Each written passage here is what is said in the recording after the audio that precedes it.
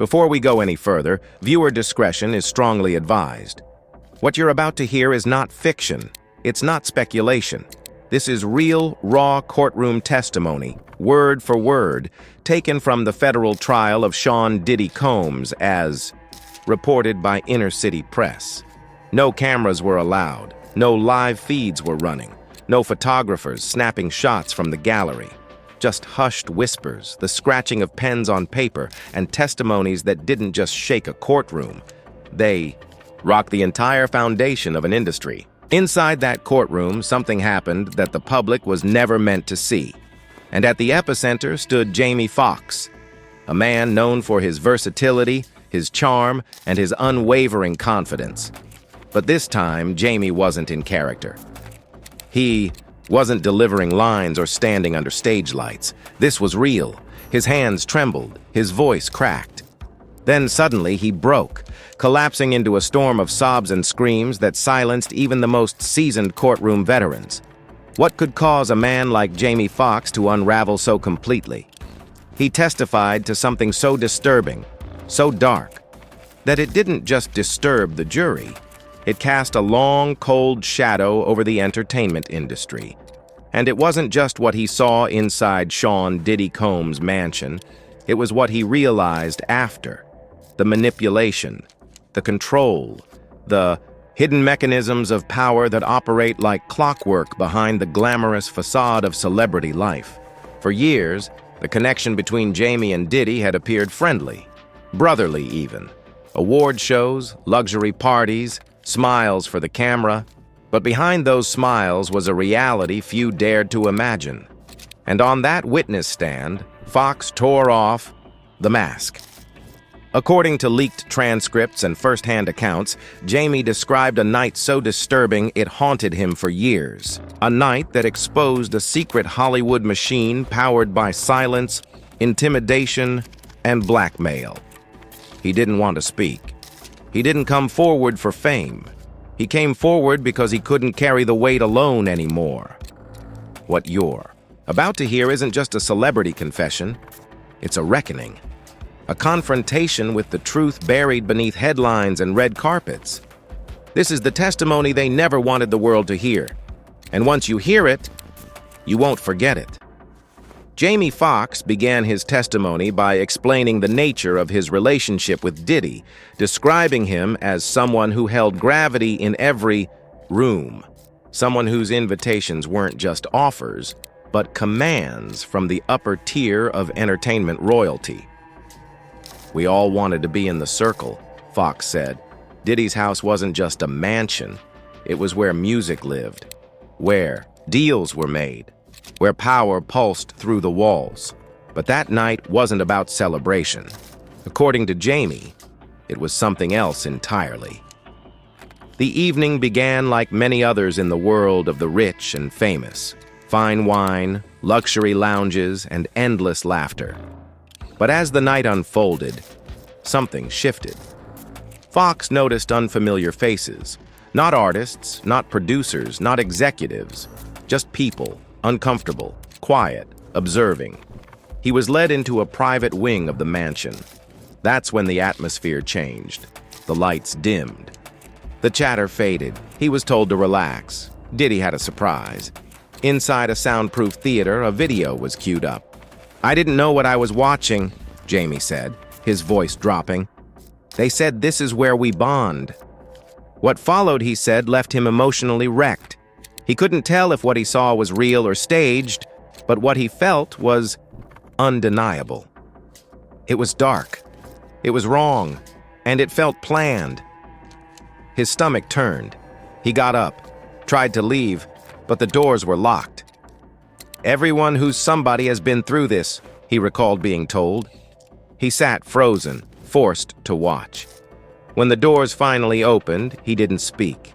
He didn't sleep. He just left. And for years he tried to forget.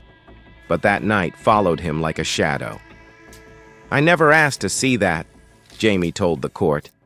"And I've spent every day since trying to unsee it." The judge called a 5-minute recess to let Foxx collect himself. When he returned, his voice was hoarse, his eyes red. but his resolve had only grown. What he witnessed that night, he said, wasn't just bizarre. It was methodical, protected, orchestrated. And as he looked at the jury, Jamie said something that chilled the entire room. That night wasn't about fun. It was about control, and I was never meant to walk away. After that night, Jamie Foxx thought the worst was behind him. He was wrong. Within days, the phone calls started. Not threats, at least not in words, just reminders. Stay close. Keep quiet. Be smart. Then came the offer. A non-disclosure agreement wrapped in a 7-figure check. Jamie refused. That's when the pushback began. At first, it was subtle. Meetings with producers suddenly canceled. Studio projects quietly pulled. Endorsement deals that once chased him now vanished without explanation. It was a freeze-out, Jamie told the court. Quiet, calculated, and very real. He recalled one project in particular, a film he had been developing for nearly 2 years, being abruptly shelved with no warning. His calls stopped getting returned. People who once called him a star now avoided him like a liability. The courtroom sat silent as he described how, over the years, he watched his career stall, not from failure, but from defiance. I didn't play along, he said, and they made sure I paid the price. But the most chilling part wasn't the silence. It was the surveillance. Jamie claimed that months after the mansion incident, a package arrived at his production office. No return address. Just his name in thick black marker. Inside, a flash drive. He played the video. It showed grainy, distorted footage of him, alone, sitting in that same soundproof theater. His expressions twisted in confusion and fear as he watched whatever had been played that night. There was no audio, just Jamie's face, caught on a hidden camera. Then at the end of the video, the screen went black. One phrase appeared. Just remember. He didn't sleep that night. Jamie told the court, "I wasn't being warned, I was being owned. My silence was no longer mine to give. It had already been bought, recorded, and archived." The testimony grew more intense as he described how this tactic wasn't used just on him. Other celebrities, he said, had confided in him over the years. People who experienced similar things, who received similar messages, who stayed quiet, not out of guilt, but out of fear. "You think I'm brave?" Jamie asked the jury. "I'm not brave, I'm tired."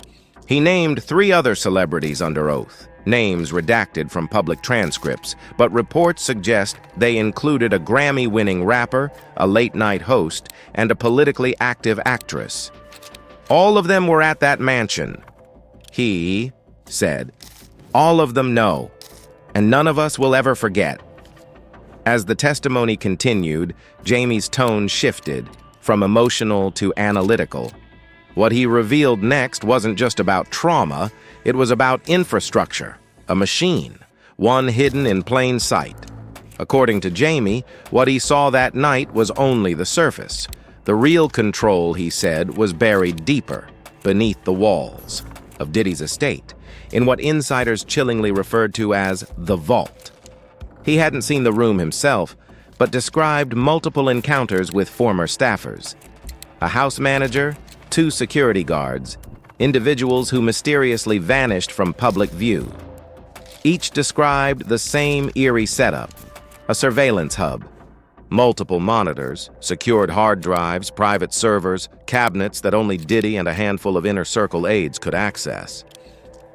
They recorded everything, Jamie told the court. Not just the wild parties, not just the laughing and dancing, they filmed the stuff no one ever wanted seen. According to these sources, hidden cameras were installed in bedrooms, bathrooms, and private lounges. People were recorded without their knowledge. Celebrities, politicians, executives.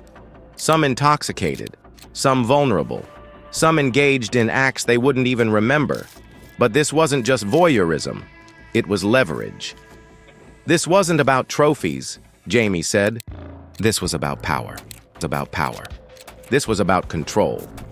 Footage could be used to silence a lawsuit, end a career, force someone to show up on stage and smile when inside they were terrified.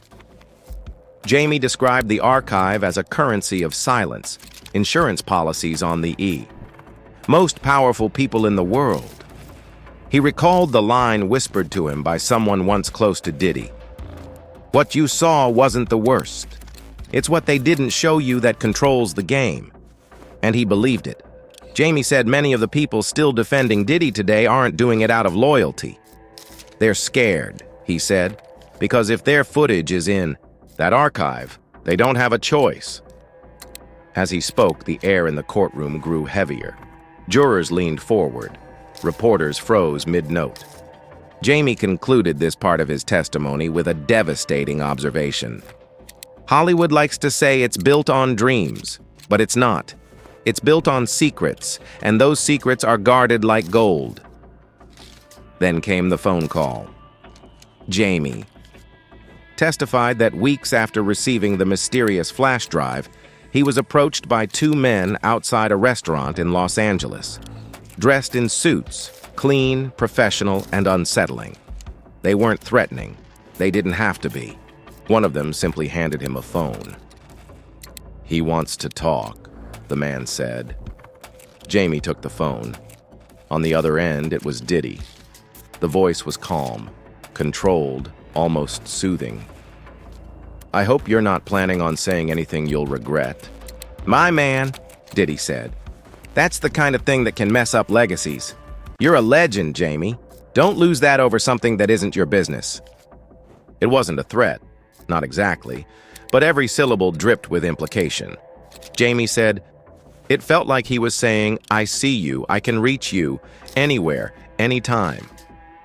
After that call, Jamie's life changed. He switched phones, changed routines, hired private security, canceled appearances. He became a ghost, even in daylight. And then the real message came. A few days later, a story leaked, linking Jamie to a fabricated scandal. Wild, baseless, and instantly viral. He denied everything, but the damage was done. Brands hesitated, endorsements paused. Producers distanced themselves. It was like they were telling me, "You speak up, we'll make sure you're the one on trial next," he said.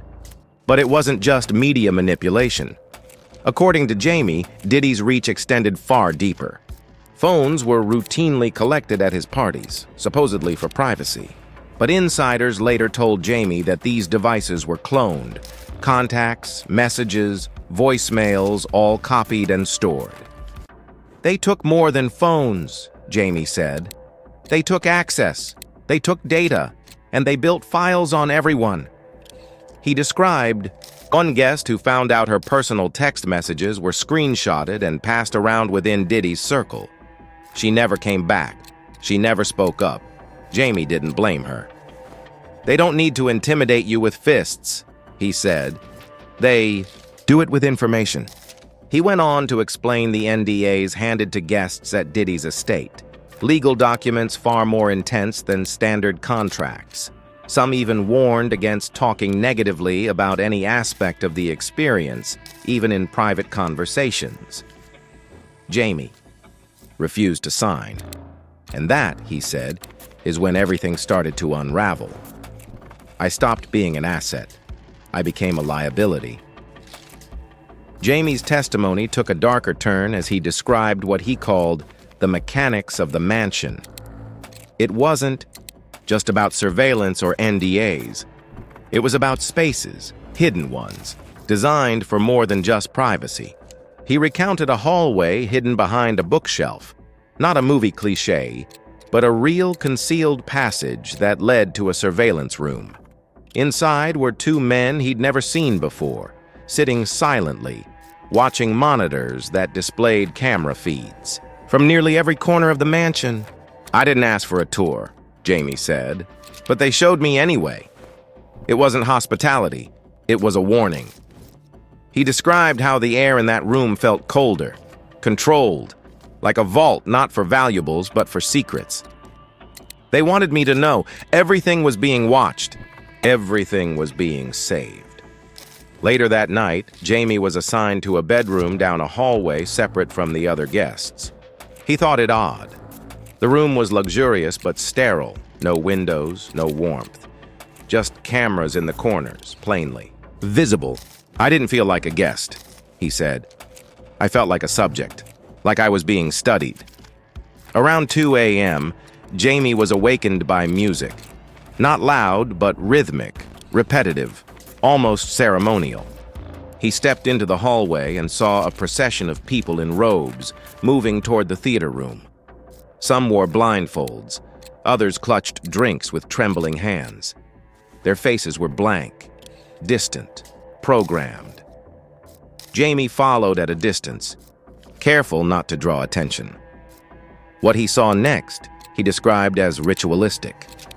Guests positioned carefully, whispered instructions passed from ear to ear. Diddy stood at the center, directing the scene like a conductor. Handlers, men in plain clothes, moved silently, checking cameras, noting movements, coordinating people like pieces on a board.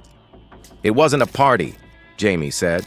It was theater, and we were props. Every move was recorded, every expression noted. It felt choreographed. When Jamie returned to his room, he found the door ajar. Everything was untouched, except for one thing, a photo on the nightstand, an old picture of him and Diddy at a party years before. On the back, a single handwritten word, brotherhood. The message was clear. You're part of this now. Jamie's final day on the stand opened with the heaviest revelation yet, a meeting with an FBI agent. He didn't name the agent in court, described him only as someone who'd been investigating Diddy for years. The visit wasn't official, it was discreet, off the books.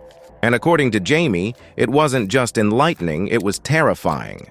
The agent told him that over 30 sealed complaints had been filed, alleging everything from misconduct and extortion to trafficking, linked to Diddy and his associates. But none had made it past a grand jury. Jamie asked why. The agent's answer was chilling. He's protected. Protected by who? Top-level connections, the agent said. People in places you wouldn't believe. That was the moment everything shifted for Jamie. He realized he wasn't just up against a man, he was up against a machine, a network of influence and immunity so vast, even the truth couldn't move freely. Then came the bombshell. The agent told Jamie that sealed documents implicated a former U.S. president in attending one of Diddy's most exclusive fundraisers, an event where surveillance tapes were believed to have been recorded. Jamie made it clear. He didn't know what happened. He didn't accuse anyone. But the implication was unmistakable. The higher the guest list, the deeper the protection. If you go public, the agent warned, you're not just going up against him. You're going up against the whole system. Jamie sat in silence as the courtroom absorbed every word. He said, I kept quiet for years, not because I wanted to, but because I thought I had to. His voice broke. I was scared, not just for my career, for my life, for my family. You don't understand the reach he has. It's not just music, it's surveillance, silence, and power. He makes people disappear, not from the earth, from relevance, from safety, from protection. Then came his final statement. One that would haunt the courtroom long after he stepped down. This isn't about revenge. It's about stopping something that's been hidden for too long. This is bigger than music, bigger than me. And if something happens to me after this, I want the world to know. I told the truth.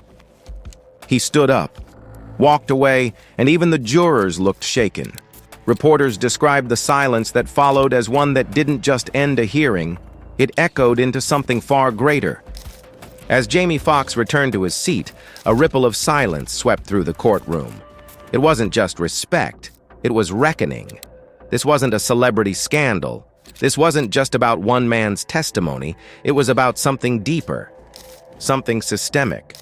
Throughout the trial, the patterns became undeniable. Fear traded like currency, secrets weaponized, silence enforced not by violence, but by manipulation, media control, and manufactured consent. People who dared to question the system didn't vanish in the literal sense. They vanished from relevance, from credibility, from opportunity. Foxx testified that he watched friends lose careers, not because they failed, but because they stopped playing along. "You don't need a hitman when you have headlines and lawyers," he said. In the weeks following his testimony, something unexpected happened. Other voices began to rise. Whispers in the industry turned into quiet conversations. People started reaching out, not publicly, not yet, but in private. Confessions, confirmations, shared fear, and shared pain. There was still hesitation, but there was also a shift. The silence was cracking. Jamie's last words to the court still echoed. "Everyone thinks Hollywood is built on dreams, but the truth is, it's built on secrets. And this man, he collected more secrets than anyone." And now, the world had heard one of those secrets spoken under oath. This wasn't the end. It was the beginning. The beginning of accountability. The beginning of exposure. The beginning of a fight that many thought could never be won. But now, someone had drawn the first line in the sand. So what comes next? Will others speak up? Will the tapes emerge? Will justice find its way into the hidden rooms of power? Only time will tell. But one thing is certain. Hollywood will never be able to pretend it didn't hear Jamie Foxx. Not after this. Because once the truth is out, it doesn't go back in the vault. And now, the people are listening. If you believe this story deserves to be heard, if you believe silence should never be stronger than truth, then do your part. Share this video. Comment your thoughts. Subscribe for updates, because silence is no longer an option. The reckoning has begun.